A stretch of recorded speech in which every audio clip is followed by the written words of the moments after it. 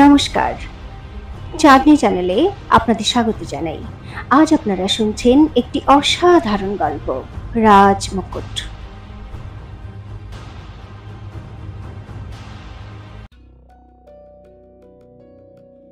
পরের দিন পুরো বিক্রমগড়ে জায়গায় জায়গায় ঘোষণা করা হচ্ছিল যে বিক্রমগড়ের প্রজাদের জন্য শুভ সংবাদ, মহারানীমা মহামারী বিনাশ করার জন্য অত্যন্ত শক্তিশালী ওষুধ তৈরি করে ফেলেছেন। নগর আর তার আশেপাশের এলাকায় মহামারীতে আক্রান্ত রোগী যারা আছে তারা রাজমহলে এসে এই ওষুধ গ্রহণ করতে পারে।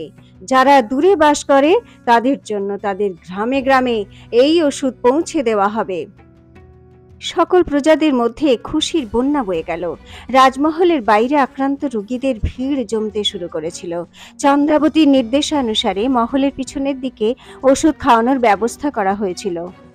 চন্দ্রাবতী নিজেই সব ব্যবস্থা দেখাশোনা করছিল। সোনাল তামার বড় বড় পাত্রে জলের সঙ্গে ওষুধের মিশ্রণ গলছিল। তারপর সেগুলো ছোট ছোট পেয়ালায় ভরে রোগীদের ওই ওষুধ পান করানো হচ্ছিল। মহামন্ত্রী, রোগীদের আলাদা আলাদা 3টে সারি বানান। পাশে দাঁড়িয়ে থাকা মহামন্ত্রীকে আদেশ দিল চন্দ্রাবতী।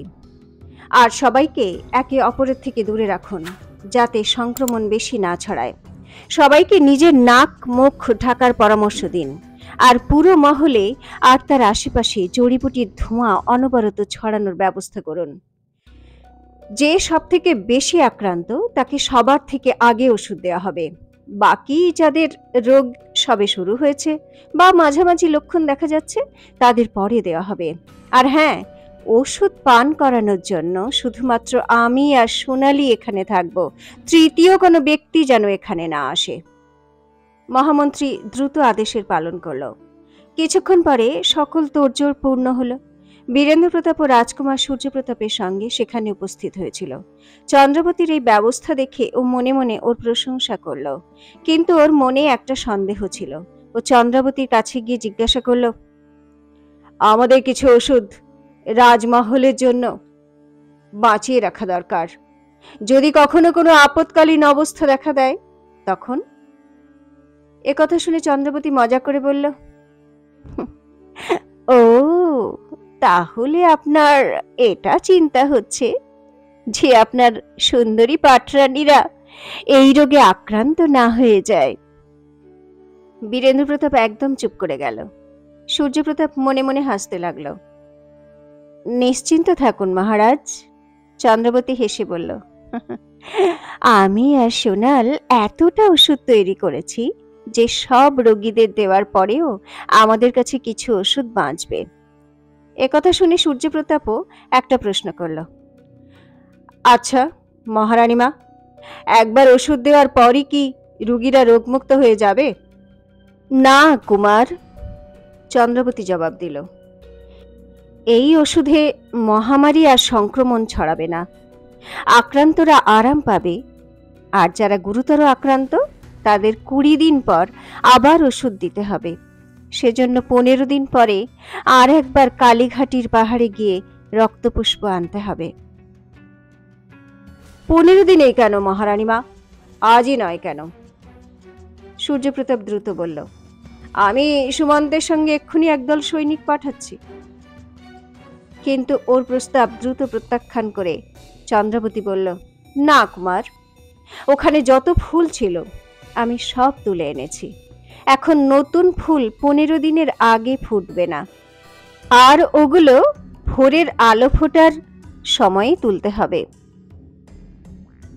ও এসব কথা বলছিল, ঠিক সেই সময় মোহিনীকে দেখতে পেল। সে দ্রুত পা চালিয়ে এদিকেই আসছিল।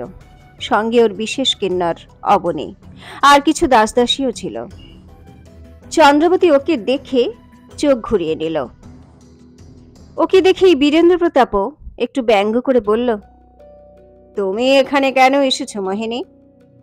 আমি তো শুনেছিলাম তুমি অজ্ঞান হয়ে পড়েছ, তাহলে তো তোমার বিশ্রাম নেওয়া উচিত। মোহিনীও এর জবাব ব্যঙ্গ করেই দিল, ও তো আপনি আমার অচেতন হবার খবর পেয়েছিলেন? মনে হয় আপনি সেই সময় অন্য কাজে ব্যস্ত ছিলেন, তাই না? সেজন্যই আমার খবর নিতে আসতে পারেননি। যাই হোক, এখন আমি একদম ঠিক আছি, আর মহারানীর হাতে হাতে কাজ করতে এসেছি। এ কথা শুনে বীরেন্দ্র প্রতাপ কিছু বলতো, তার আগেই মোহিনী চন্দ্রাবতীর দিকে এগিয়ে যেতে যেতে বলল, আমি জানি মহারানী, যা কিছু আপনার সঙ্গে হয়েছে তার জন্য দোষী আপনি আমাকে আর আমার বাবাকে মনে করছেন, কিন্তু আমি মহারাজের দিব্যি করে বলছি যে এই সবই মিথ্যে। বরং আমি তো মহারাজের কাছে মিনতি করেছিলাম যে উনি যেন আপনাকে ক্ষমা করে দেন, কিন্তু উনি তো আমার কোনো কথাই শোনেননি। কিন্তু চন্দ্রাবতী জবাব দেবার বদলে নিজের কাজে ব্যস্ত হয়ে পড়ল। মোহিনী ওর একদম কাছে এসে বলল, দেখুন মহারানী, আপনি আমার প্রতি বিমুখ হবেন না।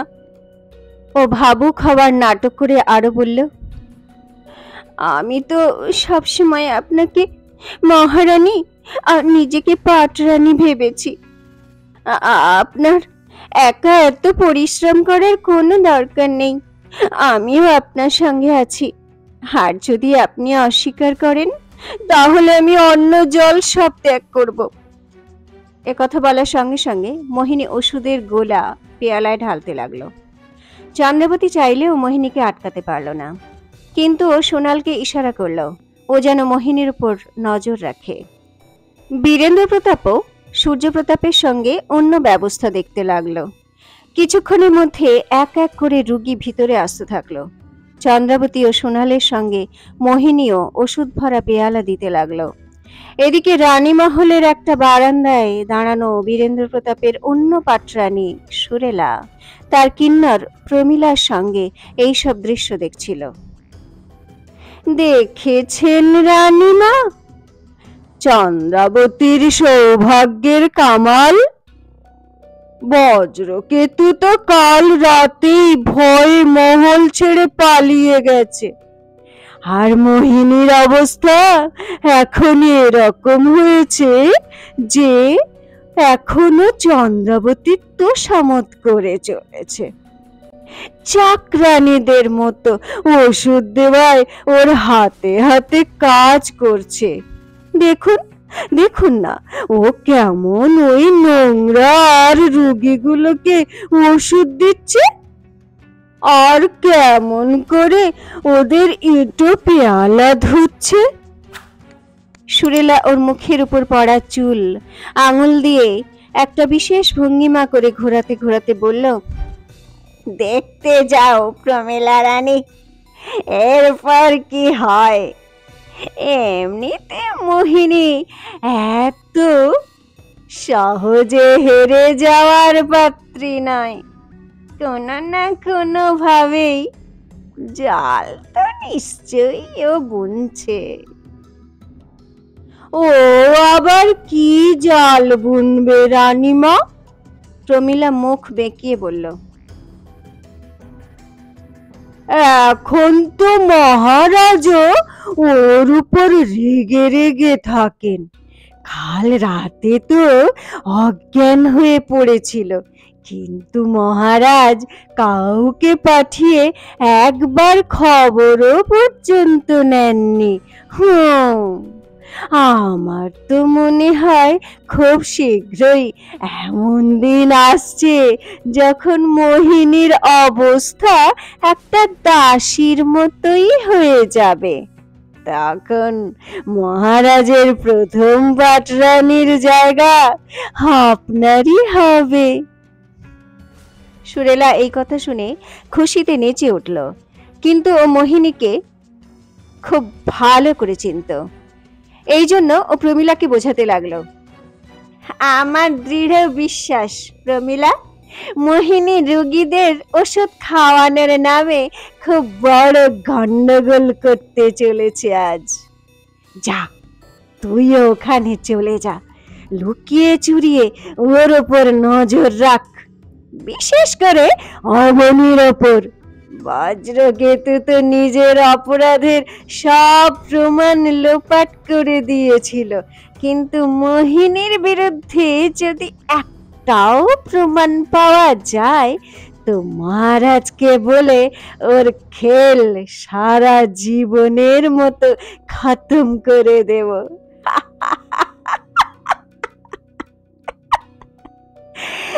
তখন শুধু পড়ে থাকবে চন্দ্রাবতী। তো ওর উপরে আমার সন্দেহ আছে যে ও নিশ্চয়ই মহারাজের বিরুদ্ধে কোনো না কোনো খেলা খেলছে। একদিন তো আমি সেটারও ঠিক খবর নিয়েই নেব। সুরেলার আদেশ পেয়ে কিন্নর প্রমীলা মহলের পিছন দিকে দৌড়ে গেল। দুপুরের দিকে রোগীর ভিড় অনেক বেড়ে গিয়েছিল। সব রোগীরাই তাড়াতাড়ি ওষুধের পেয়ালা নিতে চাইছিল। সৈনিক ওদের বারবার সারিতে দাঁড় করাচ্ছিল। চন্দ্রাবতী, সোনাল আর মোহিনীর সঙ্গে মিলে ওষুধের পেয়ালা ভরে ভরে রোগীদের দিচ্ছিল। ওষুধ খাওয়ার পরে খালি পেয়ালা একদিকে রাখছিল, সেগুলোকে ধোয়ার পরে দ্রুত ওতে ওষুধ ভরে রোগীদের দিচ্ছিল। সারা দিন এসবই চলছিল।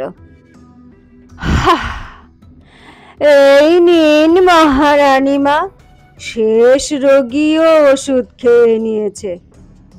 সোনাল নিজের মাথা থেকে ঝরে পড়া ঘাম মুছে বলল, এখন শুধু একটা মাটির হাঁড়িতে সামান্য একটুখানি ওষুধ বেঁচে আছে। মহামন্ত্রীকে বলে এটা মহারাজের ঘরে রেখে দাও। এ কথা বলতে বলতে চন্দ্রাবতীর নজর মোহিনীর উপর পড়ল। মোহিনী খুব ক্লান্ত হয়ে পড়েছিল। তুমি শুধু শুধুই এত কষ্ট করলে। একটু হেসে চন্দ্রাবতী ওকে বলল,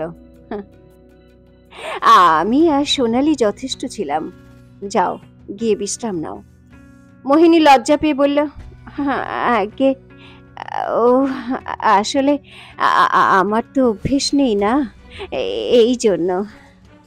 কিন্তু এখন থেকে আমি তো আপনার সঙ্গেই থাকবো আর আপনার মতোই মজবুত হয়ে যাব। আর সত্যি কথা বলতে কি, আমার এই কাজ করতে না খুব ভালো লাগছে মহারানী।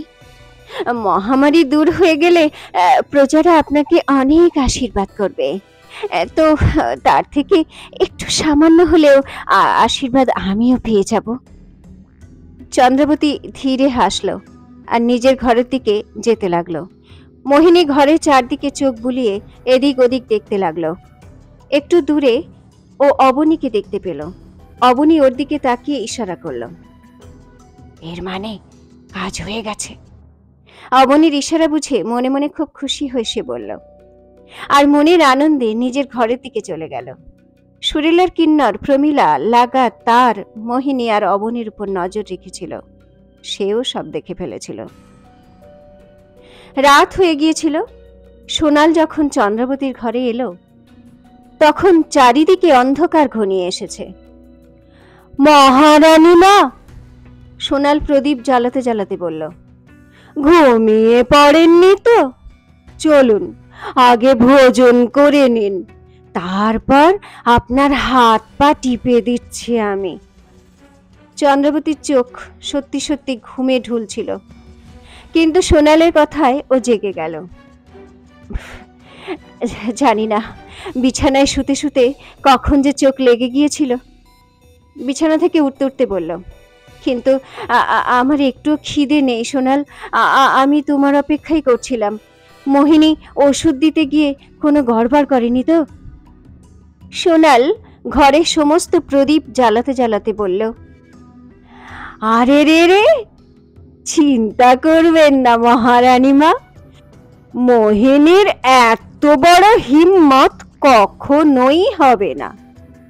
তবুও ওর উপর সারাক্ষণ আমি নজর রেখেছিলাম। চুপ করে কখন না ওষুধে কিছু মিশিয়ে দেয়, কিন্তু ও এরকম কিছুই তো করেনি। হ্যাঁ, এটা তো আমিও দেখেছিলাম সোনাল, চন্দ্রাবতী বলল, কিন্তু মোহিনী ওখানে এসে আমাদের সঙ্গে রুগীদের ওষুধ দেওয়ায় আমার কিছু অদ্ভুত লেগেছে।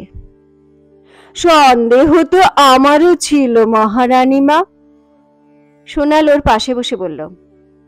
কিন্তু আসল কথা হলো, এখন মোহিনী মহারাজের চোখে নিজের দাম একটু বাড়াতে চায়। এই জন্যেই তো ও মহলের বিলাস ব্যাসন ছেড়ে আজ সারা দিন রুগীদের ওষুধ দেওয়ার কাজে ব্যস্ত ছিল। না হলে ও এরকম কেন করতো?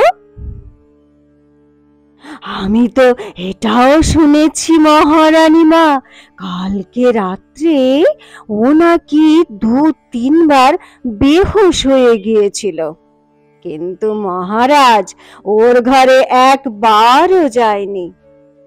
একথা শুনে চন্দ্রাবতী চমকে উঠল। সোনাল আবার বলল, আমার তো মনে হচ্ছে বিষের প্রভাব এখনো শেষ হয়নি মহারানীমা ওর মধ্যে। না সোনাল, চন্দ্রবতী একেবারে ঝংকার দিয়ে বলে উঠল, মোহিনীর বিষ তো আমার দেওয়া ওষুধে অনেক আগেই ভালো হয়ে গিয়েছিল, কিন্তু ওকে আবার কেউ বিষ দেওয়ার চেষ্টা করেছিল, আর আমার সন্দেহ রাজবৈদ্যের উপর। কি? সোনাল এটা শুনে অবাক হয়ে বলল, কিন্তু রাজবৈদ্য এরকম কেন করবে মহারানীমা? মোহিনীর সঙ্গে ওর কি শত্রুতা? চন্দ্রবতী এক দীর্ঘশ্বাস ফেলে বলল, ওর শত্রুতা আমার সঙ্গে।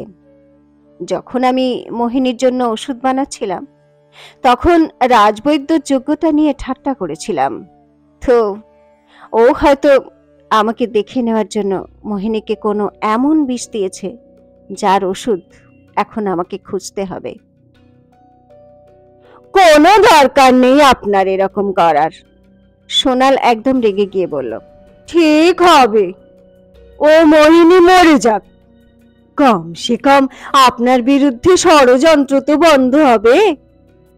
বলতে বলতে সোনাল একেবারে থেমে গেল আর চন্দ্রাবতীকে গভীরভাবে দেখতে লাগলো। কি কি কি কি হয়েছে সোনাল? তুমি আমাকে এরকম ভাবে দেখছো কেন? চন্দ্রাবতী বিব্রত হয়ে বলল, হঠাৎ হঠাৎ কি দেখছো তুমি? সোনাল ভয়ার্ত গলায় বলল, মহারানীমা, একটু আয়নায় নিজেকে দেখুন, আপনার চোখ। সোনাল নিজের কথা শেষ করতে পারল না। চন্দ্রাবতীর একটা গভীর ঝটকা লাগলো। ও আয়নায় নিজের মুখ দেখল, একেবারে হয়রান হয়ে গেল। ওর চোখে একটা নীল ভাব পরিষ্কার দেখা যাচ্ছিল। না! চন্দ্রাবতী নিজেকে বলল, কি করে হলো, কি করে হলো, কি করে হলো সোনাল? তখন সোনাল ওর কাছে আস্তে আস্তে বলল, মহারানীমা, রোগীদের ওষুধ দেওয়ার সময় আপনি তো খুব সাবধান ছিলেন, কোনো রোগীকে তো আপনি স্পর্শ পর্যন্ত করেননি, নিজের মুখ আর নাক তো খুব ভালোভাবে ঢেকে রেখেছিলেন, তাহলে এই রোগের কবলে আপনি পড়লেন কি করে? তুমি তুমি আমার কাছ থেকে দূরে থাকো সোনাল, দূরে থাকো। চন্দ্রাবতী দ্রুত পিছনে সরে গিয়ে বলল, তাড়াতাড়ি যাও, তাড়াতাড়ি যাও, তাড়াতাড়ি যাও সোনাল, আর মহারাজের ঘর থেকে অল্প একটু ওষুধ নিয়ে এসো। সোনাল সঙ্গে সঙ্গে ওখান থেকে দৌড়লো। চন্দ্রাবতী নিজেকে আবার আয়নায় দেখতে লাগলো। ওর চোখের নীল রং আরো গাঢ় হয়ে গেল। ও দ্রুত নিজের আঙুল দেখলো, নখের গাঢ় নীল রং দেখা গেল। কি হচ্ছে, কি হচ্ছে আমার সঙ্গে? চন্দ্রাবতী খুব চিন্তিত হয়ে পড়ল।